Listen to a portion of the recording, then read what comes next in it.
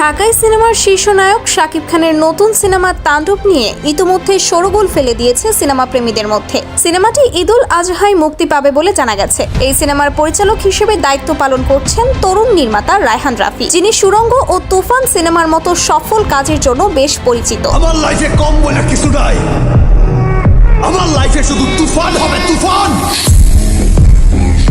তবে এই সিনেমায় শাকিব খান থাকলেও ভিলেন চরিত্রে কে থাকবেন তা নিয়ে সোশ্যাল মিডিয়া জুড়ে তুমুল আলোচনা হচ্ছে। কেননা আগে থেকেই জানা গিয়েছিল তাণ্ডব সিনেমায় একজন গ্যাংস্টারের ভূমিকায় অভিনয় করবেন শাকিব খান, আর এই চরিত্রটাকে পাওয়ারফুল করতে দরকার একজন ভয়ঙ্কর ভিলেন, যার ইশারায় পুরো মাফিয়া জগৎ নড়ে চড়ে উঠবে। প্রতি নিঃশ্বাসে নাম তোমার লেখা।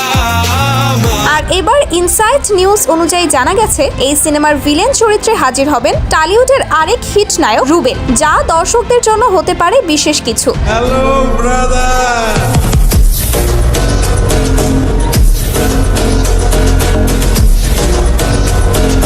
তবে যেন তেন ভিলেন হিসেবে নয়, রুবেলকে এখানে দেখা যাবে একদম ভিন্ন রূপে, যেমন বিক্রম সিনেমায় সুরিয়ার রোলেক্স চরিত্রটির মতো, যা স্বল্প সময়ের উপস্থিতি হলেও ক্যামিও চরিত্রে রুবেলের অ্যাকশন, সোয়াগ আর অ্যাটিটিউড সিনেমা শেষেও দর্শকদের মনে গেঁথে যাবে ঠিক ওই রকম।